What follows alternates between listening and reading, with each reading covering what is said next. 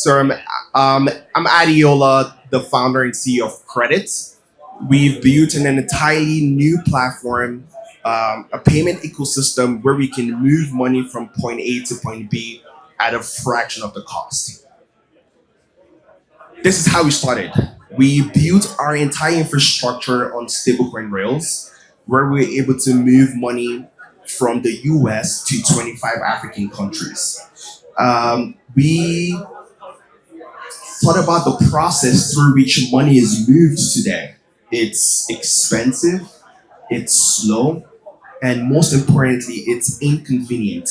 So, just for example, if I'm trying to move money from the US to Ghana and it's 5 p.m. in Ghana, which is 12 p.m. New York time, the bank shut down. You cannot send any money. So, you have to wait till Monday for them to receive the payments.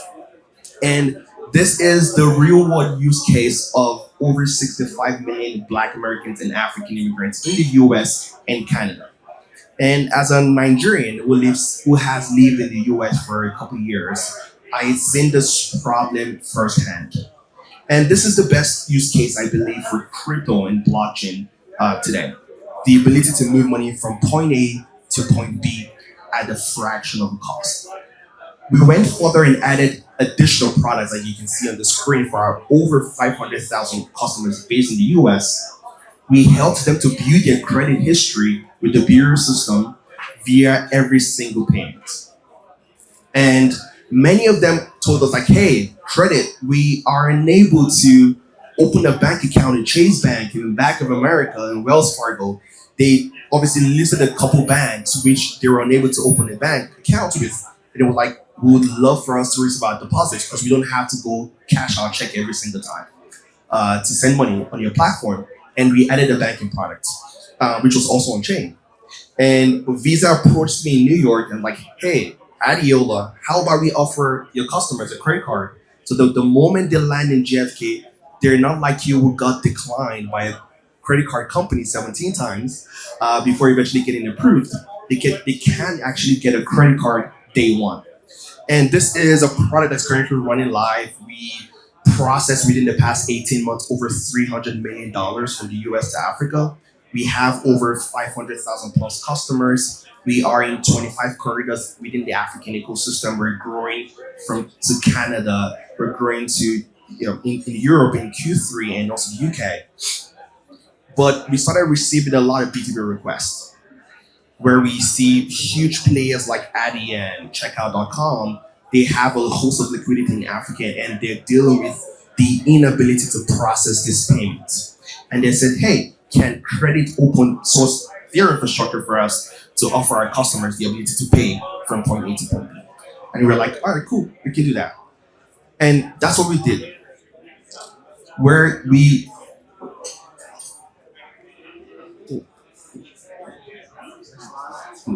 probably hung up. We saw 4 to 5 use cases of our process where we built the infrastructure in such a way that fiat movement to stablecoins and eventually the last mile fiat can actually be moved an average for about 20 seconds. And most importantly, we can average out the cost. Today, we know, I'm sure everyone knows about the SWIFT process payments. It's expensive. It's an IOU system, bank to banks, multiple intermediary banks across, right? You have the bigger banks like Citibank, Standard Bank, having intermediary banks through which payments move from point A to point B. But with stablecoins, we've completely eliminated the intermediary banks and most importantly are able to move money across borders. So we do orchestration, which is the first part of the payments. From fiat to stablecoins, stablecoins to fiat, fiat to fiat, and also stablecoin to over 25 to 100 currencies for our B2B partners. So from US to Europe, to all 40 countries in Europe, to LATAM, to Asia, to Africa, we have built local last mile connections. And to further explain about orchestration, you typically do what we call local bank payments. So for example, for our customers, we use our mobile application. When they receive their direct deposit from their employers, what happens is they receive it to their routing number and we automatically on ramp to Stables. and it sits in stables. So we know that each of these customers, their intention is to send money across the globe, and then that's the beauty about stablecoins is we're hedging against local currencies in Nigeria or Ghana. For example, if you convert US to Nigerian currencies today, before you sleep and wake up in the morning, you see that the money goes down because it is volatile, right? The money goes up and down based on the exchange rates. But once you hold the money in stables, you completely eliminate the loss of the FX spread, and that's one of the use cases we see today. And we also ensure that Africans and also emerging markets get access to dollars and euros, right? So where the traditional banks will be like, hey, we need for the KYC from you to open a bank account, or we cannot accept to give you a credit card because you've just been in the country for about 5 seconds, or like me, 5 months. We don't have enough history. The bureaus don't know who you are. There are a host of items, they aren't able to provide to their customers, and that's what we do for them. And now, like I mentioned, we can now give them access to euros, USD, GBP, and we're still scaling the company to get into Canada. We were in Hong Kong last week. We're going to Asia too as well, offering the same process for a lot of businesses.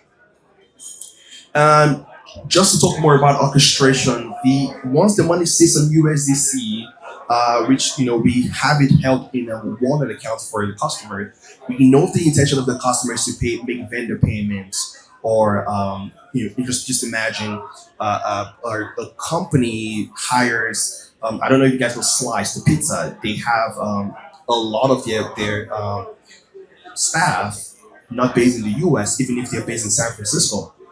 So they're running a lot of payments every bi-weekly for contracted payments and the likes. So they would have to use expensive compliance systems to process these payments, or in this case, they use us, right? Where they're able to process these payments across the globe, and those are some of the use cases of our process. Contractor payments, for a Slice, for example, wants to probably use us to process payment. And there's so many of them as well. If you go through the general fiat process, we're talking about Swift, local ACH, Fedwire, expensive to process. And then we're talking about the FX spreads from banks. Banks depend on local banks in the local countries to process the payout. So we're talking about inconvenience in terms of the timing of payments. But with us, we process payment 24/7, right, across the globe overall. This is just a process, where our mobile application, you can fund your account via cards. We built on Visa Direct Network. We pull from an account to card funding. We on ramp the payment. So rather than paying the 2.9% of the cost, it's literally 15 cents for us to our customers. So that is a huge average of cost. We saw that Twitter implemented Visa Direct, a couple months post. Obviously, we've done that for a couple months now. You can also then, another beautiful thing about it is, um, when our customers looking to send to Africa, they usually have a need, right? So maybe they need to pay a bill for their family member. But what we've seen is if the rate goes high, we're able to hold it in local currency, which is the conversion button, and then we use a peer-to-peer swap. So a Nigerian living literally in the US can hold Naira while living in the US, but it's actually held in USDC as the hedge, right? So whenever they then want to make the local payments, they do as well. Like I mentioned, we've obviously open sourced our Visa cards. I'm sure some of you guys have integrated with BaaS providers. In today's age and time, it takes roughly about 6 to 18 months to successfully integrate with a BaaS provider, a banking as a service system. And it's expensive. It costs roughly about hundreds of thousands, right? So if you're looking at Marquetta is like a 50 to 100K setup cost, and so many expensive items. But with us, we can literally set up Visa cards, branded cards at the average of cost, and this will be obviously on chain. And we've completely abstracted the Web3 component. So if you're a typical Web2 company, you literally don't see anything about Web3 wallets. We've made it in such a way that it's compatible to both Web2 and Web3, which is why we call ourselves a Web 2.5. We're like a bridge in between both the Web3 and the Web2 world. There are four main use cases for our business today. I talked about cross-border payments, which is pretty much apparent. We've seen that over $200 trillion would be the volume of stablecoins over the next couple of years by 2027, and it's going to keep growing, right? And that is predominantly driven by cross-border payments in new channels. I don't know if you guys were saw Circle's presentation in Hong Kong 2 weeks or last week ago, where they've processed obviously over 50 billion and they're looking to get it to 200 billion within the next couple of years, and which is most likely predominantly driven by their integration with the likes of Thunes, who's a liquidated partner, and so many other players within the space. And last mile payout, I talked about the contractor payments in for businesses that have international contractors and the likes. They get to do payments, and this is the one I love the most, right? Giving access to dollars and euros to Africans and emerging markets who have we should have access but never had access because the bank has kind of boycotted them because of KYC, and that's what we've pretty much done for them. So think of a guy in Kenya has a popular YouTube page, has a couple million subscribers. How does he get paid his USD? Has anyone thought about that? He would have to go through an agency to collect the payment for him in Boston and New York, and then they take a cut on the percentage for them to send it to local currency via the banks. So on average, he's losing about 20 to 30% of his revenue because he's unable to get access to dollars or euros. So this is one of the very lovely things we've done for the ecosystem and also emerging markets as well. And lastly, treasury management. I talked about how we are able to hold stable coins in local currencies and thereby avoid and hedge against uh, fluctuation and volatility in the market. For example, the Nigerian naira is very volatile. You literally go to bed and wake up in the morning and it's dropped, it's increased. So you always, many of the times, never want to leave it in the local currency, except if you need it right away. And this is one of the biggest use cases we see typical today, treasury management. And I can go on and on, right? Yield bearing, right? There's so many other use cases, but these are some of the four basic use cases we see would innovate within the stablecoin space in the next 3 to 5 years. I just going over cross-border payments, ability to move money beyond borders for microcents, right? So on-chain transaction with our partner Stellar and also our investor Stellar, we're able to move money on-chain for literally a fraction of a cent, and we can off-ramp via ACH now Australia for a couple cents as well. So money literally moves within 20, 15 seconds, which usually take a couple days. And another idea through which we've seen a massive adoption across our customers and also our B2B partners would be moving money from US to Europe. We started seeing a lot of like customers who obviously want to expand into Europe, and they're a US business, so which means they would have to create a US entity, all the spiel. Or their bank in the US can open a Europe account, but then they charge them high maintenance cost, or they charge them high FX charge. So for us, we're now seeing a lot of use cases for very mature businesses, that are currently using our process to convert money from US to Europe as well, and it's growing in the volume. Payouts, I talked about paying employees digitally. Obviously, we know the digital nomads ecosystem created in Kenya or created in Argentina is very popular, and they're unable to get US dollar payment because PayPal isn't, PayPal, the official partner with YouTube to collect your payouts, which is very predominantly accepted in the US, is not in those local ecosystems. So how do they get paid? They will have to share their revenue with various agencies in the US just to get local payments. And that is technically unfair. And this has happened across many years. And this is one of the biggest use cases for stablecoins and crypto now infrastructure today. Also, the ability to have to spend like a local, right? So just imagine a Nigerian sending out local ACH and wires without being in the States. It's pretty cool, right? They can do foreign businesses.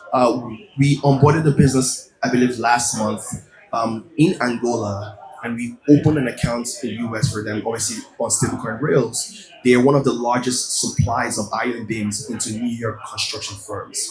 And one of the things that was really cool for us was in the Angola ecosystem, you deal with large influx of cash. So they were looking for roughly about a place that put about $200 million of cash because they were dealing with cash payments for supplies. So their vendors, which are in the US, would travel with cash to Angola to make payments to them in millions of dollars, right? So that is one of the other use cases we see as well. Then we talk about treasury and float and management.